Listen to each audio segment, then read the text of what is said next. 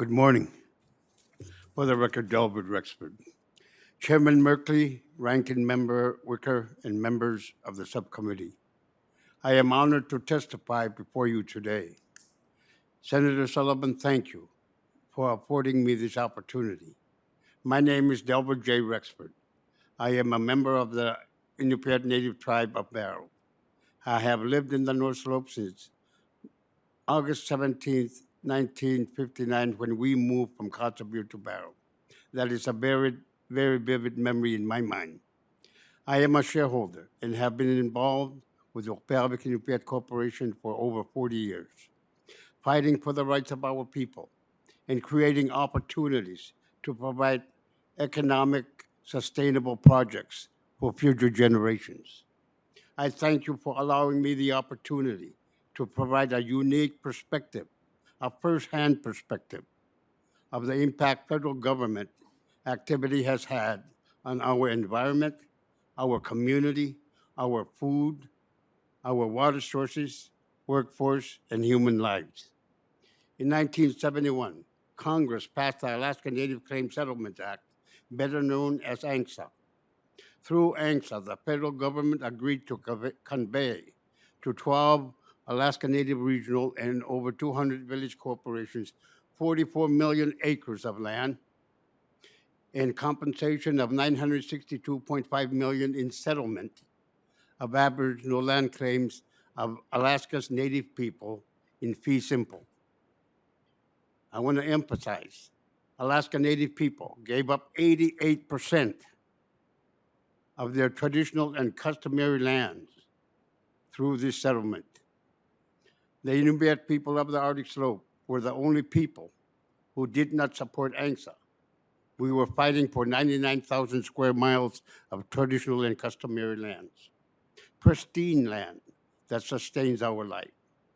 We as a people are heavily dependent on subsistence resources consisting of migratory birds, caribou, fish, marine mammals, that sustains our cultural and healthy way of life, that supports our spiritual link to nature. It is our cultural belief and traditional Inupiat value that taking care of our environment and respecting it will continue to sustain our way of life for future generations.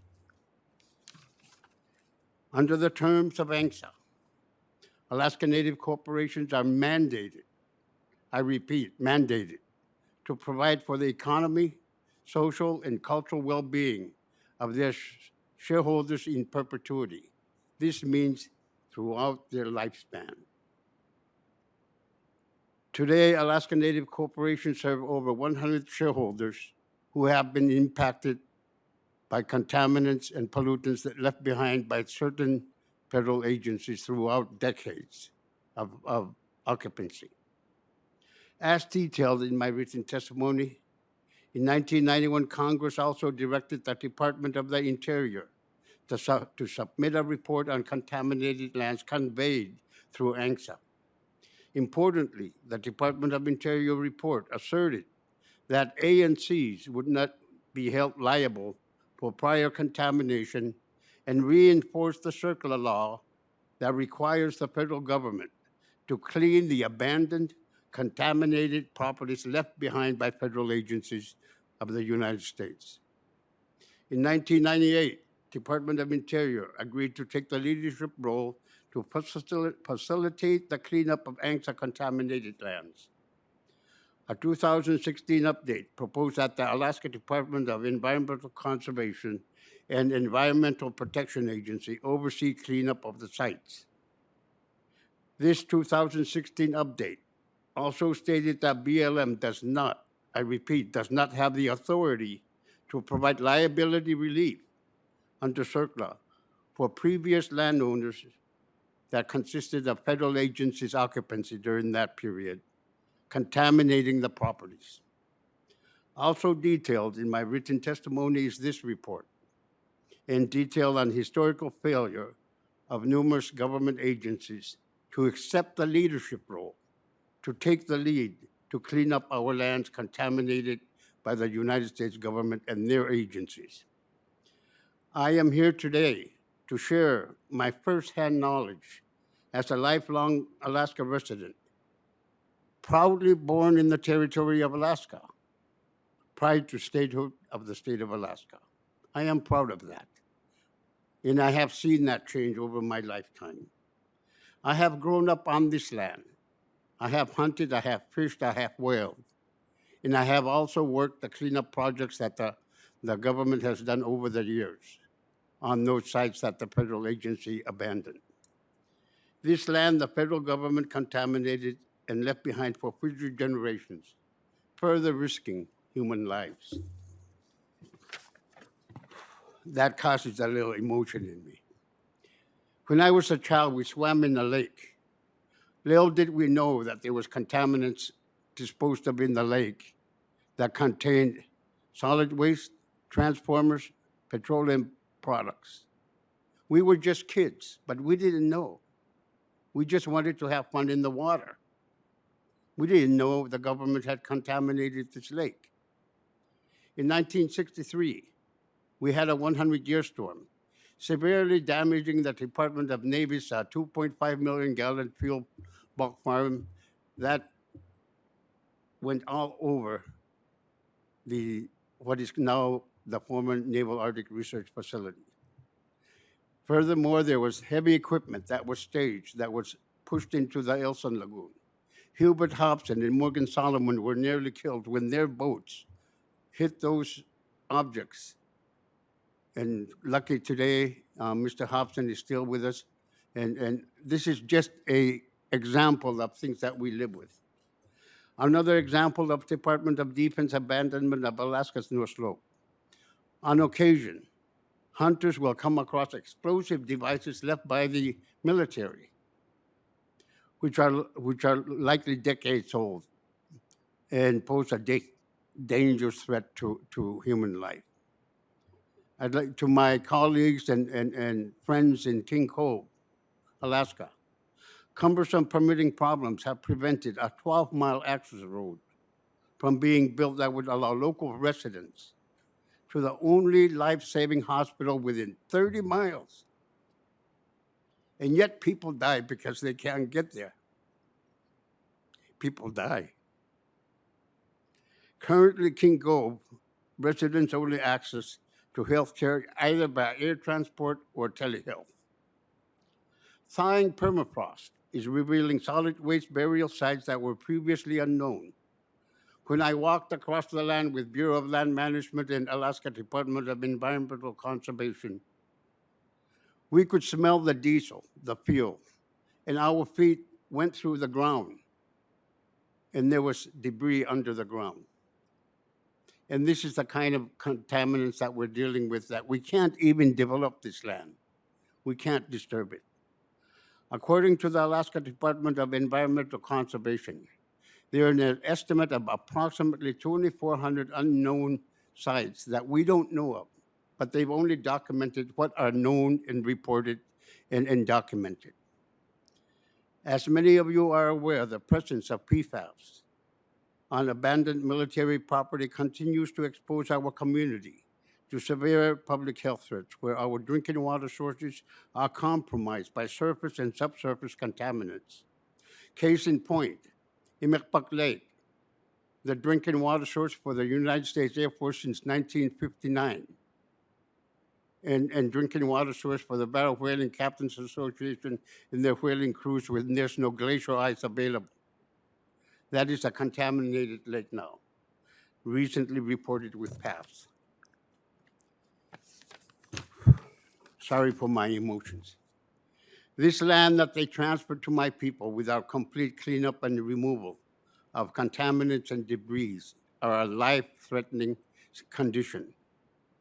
This land where we hunt, fish, gather, subsist resources, butcher our whales, which is the most precious activity that we have, are contaminated and needs to be cleaned up. The cost to clean up the contamination is astronomical, but we cannot put a price on the health of families, not even on one human life that could be saved. I know for a fact that 80% of a family I know I personally know. Subsistence on contaminated sites from the National Petroleum Reserve of Alaska legacy wells, and 80% of their family passed away from cancer. This is a fact. This is a very devastating fact. ANCs are the largest private landowners in Alaska, but burdensome regulatory permitting challenges impede our environmentally sound economic development plans. We devised a way to get rid of the contaminants with ADEC, but environmental permits didn't allow us to permanently dispose of them in an approved area. It cost millions of dollars to ship them out of Alaska. I- Mr. Rexford, can closing- you wrap up your Yes, in testimony? closing, thank you for being patient with me. I appreciate the opportunity to speak with each of you today. I am hopeful we can work together to ensure contaminated lands are cleaned up to the benefit of all Americans without threats to human life. Thank you for your patience and understanding. Well, thank you, Mr. Chairman, and I think, thank you for holding this hearing. I think we already have one unanimous agreement from here, and that's on water and the issues that Senator Duckworth just mentioned. I'll mention in Alaska, and Mr. Rexford certainly knows this, we have over 30 communities that don't have any running water. No flush toilets, nothing, no running water. They're almost all Alaska Native communities. These are American citizens. I think it's just completely inappropriate. By the way, some of the most patriotic Americans in the country, Alaska Natives, like lower 48 Native Americans, serve at higher rates in the military than any other ethnic group in the country, and yet they don't have water. That's just unacceptable, and I think we all need to work on it. I think there's bipartisan support to do that. Mr. Rexford, thank you again, sir, for being here, traveling very far for this meeting, and I appreciate you mentioning King Cove in your testimony as well. That's very magnanimous of you to be talking about a Native community that's almost probably 1,000 miles away from your Native community. But it makes the point, and I think it was a really good point. Let me go back to your issue of contaminated lands. And again, for my Senate colleagues here, this is the Alaska Native Claims Settlement Act, the biggest Native Settlement Act probably in certainly American history, maybe world history, 44 million acres, and yet so much of the land was contaminated.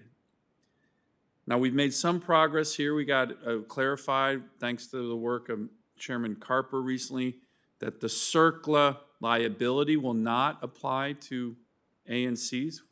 Finally clarified that.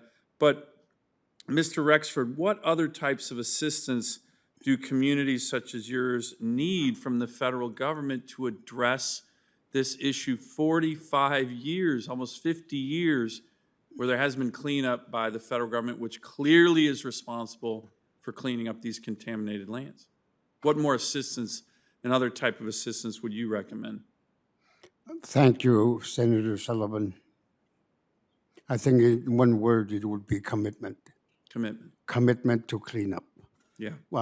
I have a reference docket I have prepared for the committee here in referencing to relative issues that have substance on our continued efforts to work with the Navy on cleanup.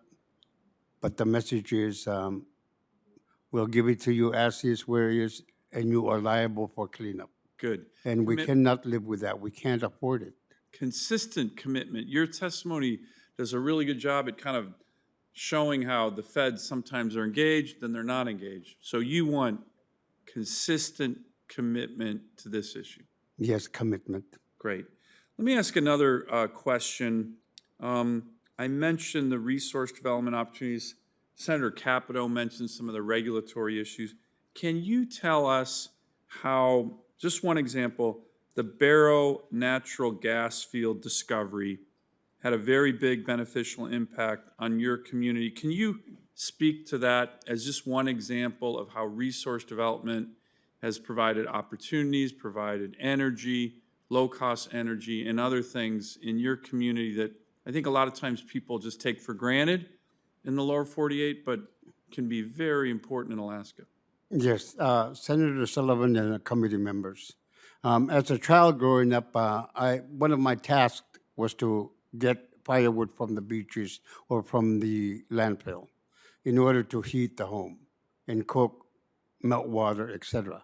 And then that escalated to a coal bag I had to put on a sled and take home from the Indian Education Service Barrow Native Co-op store.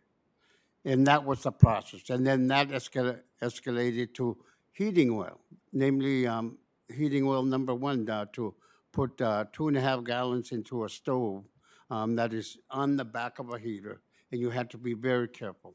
And that was one of my those were my tasks in our household. One day I went home and 2, 3 days passed by. I was about 8, 9 years old, and I didn't have to go pick up that fuel oil to heat the house. I said, Mom, are we going to run out of fuel? She said, no, we got natural gas now. This is the benefit that we have now, is that we've got cost-effective natural gas to heat our homes. Clean burning too, correct? Yes, yes, and it took years for the Native Village of Barrow and the City of Barrow Council to advocate for it from the federal government. But they did. It took a long time. Good, thank But you. it has been resourceful for us in that it has. I'd like to make a comparison right now. Yes, please. If you go into the villages, you're going to pay up to $2.50 a gallon or $3.50 a gallon to heat a home for 3 or 4 days. This is reality in the villages. In the 7 outlying villages outside the Barrow, we are fortunate that through negotiations and through advocacy in the 1960s, that we were able to get natural gas hooked up to the community. That made a world of difference. Then we could melt water, we could have showers, and if we were fortunate enough. But still, many today don't have that luxury. We call it a luxury because it's taken for granted. It's a luxury, but people in the lower 48, they don't view it as a luxury. You do, though. Let me just put it in this analogy. When I woke up in the morning, the water basin would be frozen. That's my analogy of water service that needs to be corrected. For those communities you mentioned earlier, that simple, life-saving water source that is healthy and sanitary